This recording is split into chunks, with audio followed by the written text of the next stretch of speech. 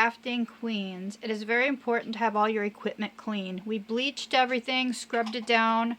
We have this nice container that we put all our stuff in because Mike's going to be grafting in the car tomorrow because it's at one of our remote bee yards. So these are our goggles we use. We got them off Amazon. And these are our grafting tools right here. Got all our different kinds of tools we have. And then this is one of the cell holders. And I noticed, because this is JZBZ, and the cages we get only fit on JZBZ. They're called Easy Peasy cages. So in the end, we'll be putting those cages on. And I take this wax foundation, and I put it on the hole, just like that. And then I press the cells in with that in there, because it helps hold them. Otherwise, some of them fall out.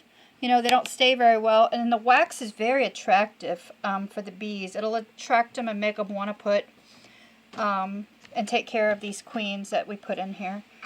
So, next step, grafting the queens. So we're here in the car ready to graft. I have it up on my grafting station. Makes everything really easy. I have my bar right here. And I'll be using these lighted glasses. And if you guys were lucky enough to be at Beak Meet, Brian from Castle Hives actually wore this exact pair. So this is like getting a sweat stain from Elvis right here.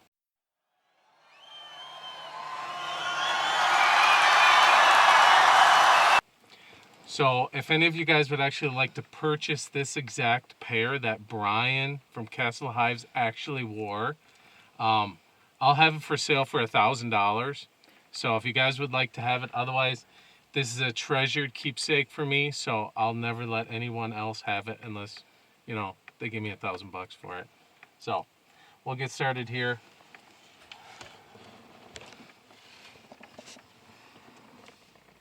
And I like the JZBZ tool the best.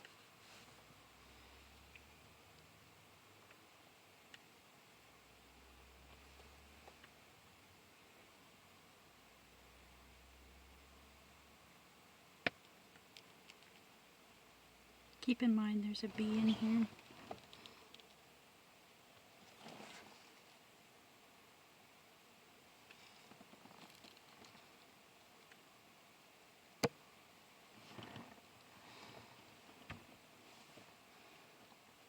And you always want to try, oh, you're done?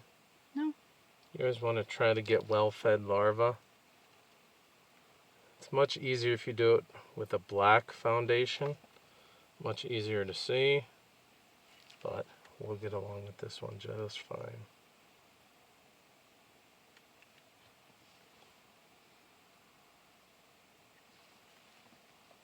I don't know if y'all could see that, but this is one of the cells Mike got the larva into.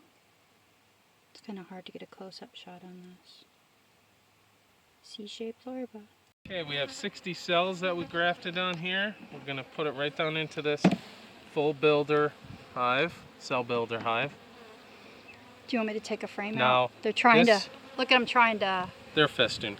Yeah. This frame right here, the frame that you want right next to these cells is a frame that's full of bee bread. So they have plenty of food.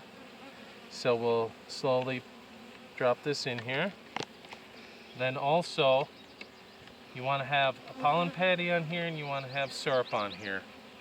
So, brought along a pollen patty and a gallon of syrup, light syrup, not heavy syrup.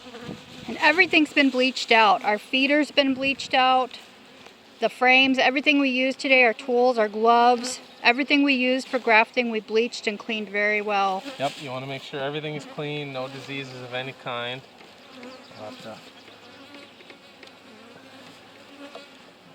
Change how this sits in here, and you have to put it this way.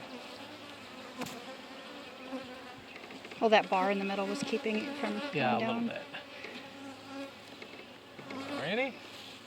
And we'll put our syrup on here and close it up and come back in 10 days. You don't want to disturb it. I know everybody wants to take a peek and see how their grafts took. Don't worry, Mike likes to sneak a peek too. It'll be hard for him too. Yeah. So we will wait 10 days. And we'll use one of Brian's handy dandy queen dials.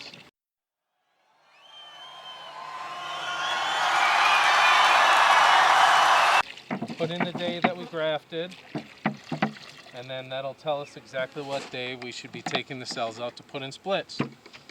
So, where did you put his dial? Oh, Brian from Castle Hive sells these Queenrite dials. And today we put it on the 13th because today's the 13th, and we grafted. So that tells us exactly when these will emerge. And we will keep this with this hive, and it'll help keep track of it. It's way better than just sticking a rock on the top of the hive and trying to keep track that way. hope you guys are enjoying this, and hope you guys can get out there and enjoy your bees.